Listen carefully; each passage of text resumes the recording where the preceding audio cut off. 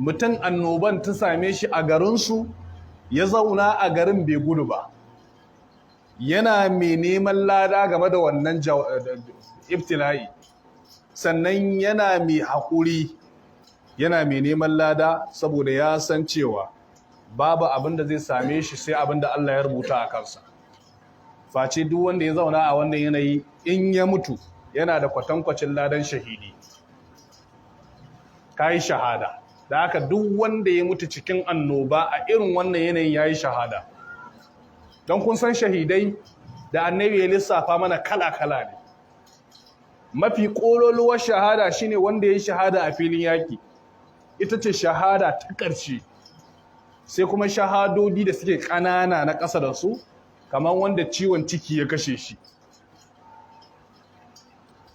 Kaga wanda ciwon ciki ya kashe shi ya yi shahada.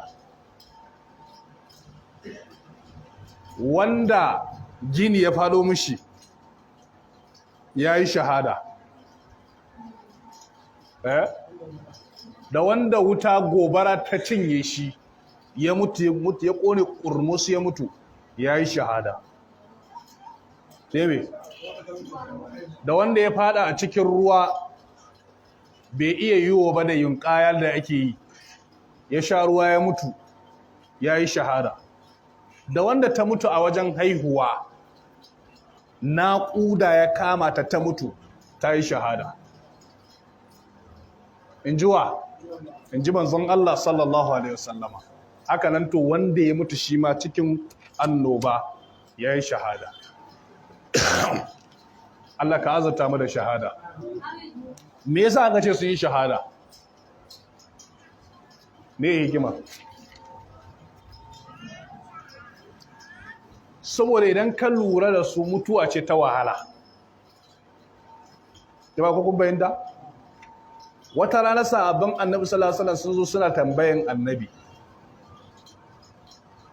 me yasa aka ce ba a yi mashahidi tambayan kabari?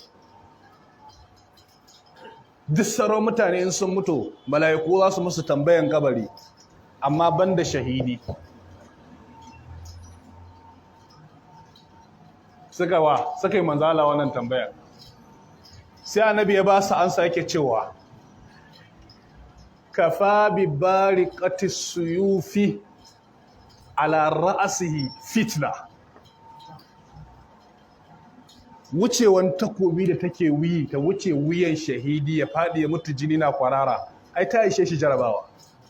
Da haka wannan fitina irin ta mutuwan nan, irin ibtila'in da ya tarar kafin ya mutu, ka san yankan wuka ba wasa bane. Ko ga yanzu an ce za a kashe ka, a ce to zaba da mu yanka ka da mu sama bullet ne ka fi so. To me yasa baka san wuka? Ka hago ka za akwai tashi hankali.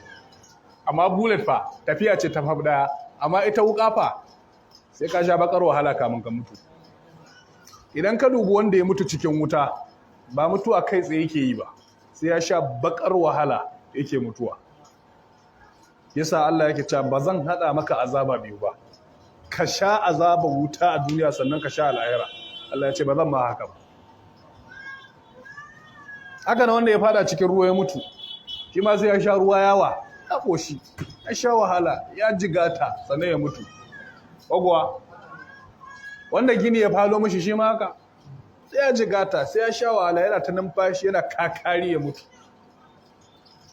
Wanda to tana naƙuda, wata yaga ta yi kwana 5 tana naƙuda mala, la ilaha illallah. Daga nan wata wucewan kenan, wata ma 2 babu za a yi, ɗan ya mutu ita ma ta mutu, la ilaha illallah. Wannan kai in ba ta ladan shahada ba, me kake so a bata? Wanda ya mutu a annoba, mutuwa wahala yake. Yanzu wanda wannan amai da gudawa ya same shi mala, na farko sai ya zabge, ya canza daga halittarsa, ya wahala, ya jigata, jininsa da ruwan jikinsa ya iyaye, ya bara bata yayacinsa sannan ya mutu. Wannan shi ma ladan shahidi. Mana wahalan da suke sa da jarabtan da Allah yake dora musu ne yasa suke samu wannan falalar. to amma corona Allah ya tsare, amma tambaya zama corona irin ta Najeriya ko ta ƙasar waje? Ta Najeriya business ne ba, to Allah ya samu dace. In dai corona ta gaskiya ne ta ma annoba ce ai ta shiga. Allah ya samu dace. Amma abin da nake so ku lura anan a wannan hadisin inda yake cewa innahu kana azaban yab'asuhu Allahu ala man yasha fayaj'aluhu Allahu rahmatan lil mu'minina. Allah yana turo azaban ne ga wanda ya ga dama, sai azaba ta zama rahama gawa ga mu'minai. Wannan bai keɓanta akan annoba kadai ba, duk wata fitina ta dara addabi mutane ta shiga. Yanzu ba ana fama da kidnapping ba? Wannan kidnapping din tana hada da wanda ya ji da wanda bai jawabi bai gani ba, kowa ta hadawa, to rahama ne akan shi. Kun bayyana a baya an yi bomb ko ta tashi da ku, tana tayar da wanda bai jawabi gani ko baya tayarwa, mumuni ne, rahama ne a kansa. A zo gari a bude muku ta, ana kashe wanda bai jawabi gani ba ko ba yi, duk wanda ya mutu a nan da imani rahama ne a kansa da ikon Allah. Shi ne fa ya ja'aluhu Allahu rahmatan lil mu'minina, sai ta zama rahama ga mu'minai, domin Allah in yana son bawansa ya huta yakan ce taho wajena ne. Kun fahimta? Da haka duk wata musiba za ta tami al'umma a duniya, idan hadda masu imani a cikinta, rahama ce gare su. Amma duk wani azzalimi da fasiki da kafiri da suka yi sanadiyya dalilin kafircinsu, dalilin fasikancinsu, su kuma tukuici ce daga Allah, ba rahama ba ce. Tukuici ce sakamakon wa ayyukansu. Ma asaba min musibatin fil ardi wala fi anfusikum illa fi kitabin min qabli an nabra'aha. ظهر الفساد في البر والبحر بما كسبت أيدي الناس ليذيقهم بعد الذي عملوا لعلهم يرجعون.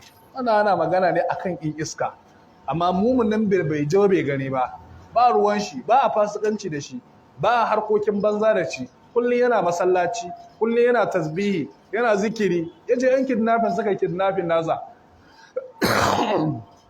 aka ce a kawo kudin fansa za a kashe shi, ba a kawo ba, bai da kowa, sai a kashe shi, rahama ce gare shi.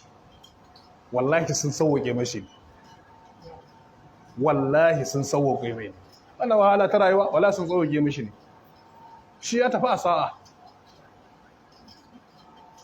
bai taka ba bai farar ba, haka kawai wasu suka jawo ta ritsa da shi. Aka zo gari aka bude musu wuta, aka kashe ku, ba ruwanka. Kila ma kana masallaci ne kamar yadda aka mutanen Neja suna masallaci, aka zo aka bude musu wuta, ba komai, rahama ce gare su, hutar da su aka yi. Wallahi da za a nuna maka gaibiyar Allah, da sai sun gode ma wanda suka kashe cewa gwara ma da kuka kashe mun gode wallahi, ai tsani kuka mana muka tafi aljanna cikin sauki. Wallahi da za ka ga makomarsa a lahira, sai ka yi burin kai ma da kai aka kashe a masallacin. Da haka rahama ce gare su. Duk wata musiba, yunwa ce, talauci ne, fari ne, fatara ce, ta mamaye al'umma. Yanzu ba na fama da talauci, ga iskan gas ya yi tsada, ga kaza ya yi tsada, ga kaza. Rahama ce ga mummunai. Shinkafa ya yi tsada, kaza rahama ce ga mummunai. Dan Allah zai kankare musu zunubai, su kuma fasikai da kafirai tukuici ce Allah ya musu, sakamakon wa mugun ayyukansu. Allah ka sa duk wata musiba da take samun ma Najeriya ta zama rahama gare mu. Wannan rahama ina gaya maka ba wai a duniyar ba, a lahira ne yake gaya maka. Da wani ya ce rahama ce, sai tunanin cewa to ina rahama a cikin tsadan abinci, ina rahama a tsadan gas, ko kuwa ana gaya maka in ka je lahira ne za ka ga sakamakon rahaman, ko kuma da kuka ja laifin akan ta mamaye mu, tukuici ne kafin ku je lahira. inna azabaha kana garama innaha sa'at mustaqarran wa muqama. Allah ya kiyaye. Da haka shine muhallin shahid da ya kamata ku gane, haƙuri cikin musiba tana gadan maka da rahama. Kar ka yadda dan an shiga musiba a ƙasa ka je ka zauna da fasikin da yake fasikanci, kai mumuni ne, wanda da maciyin amanan da yake cin amana, da mai saba alƙawarin da yake saba alƙawari, ka ji su ma suna zagin shugabanni, kai ma ka dora. Ba ruwanka, kai shiru. Su tukuici ce Allah yake musu saboda mugun aikinsu, kai kuma rahama ce me kai ka? Kai kuma rahama ce Allah ya sa maka. Da aka ba ruwanka da su, shi yasa za ga duk mumuni za ka samu bai fiye sakin baki kan musibar ƙasar nan ba.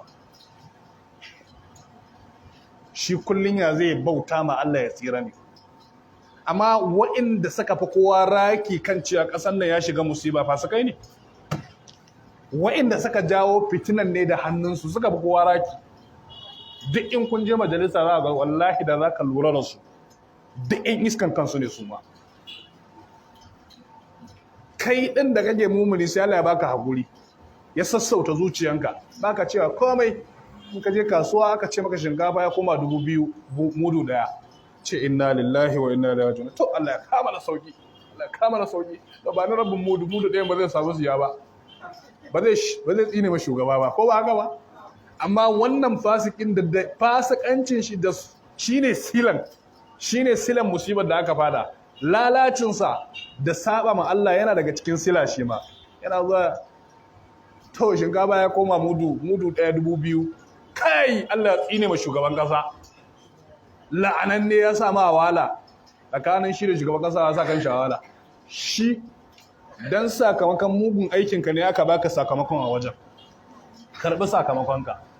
Inna azabaha kana garama. Tukuici ce wallahi. Aka ba ruwanka a matsayinka na mumuni, na musulmi mai imani, ka ji fasikai na zagin shugabanni ka shiga layinsu. Allah zai hada da kai ma.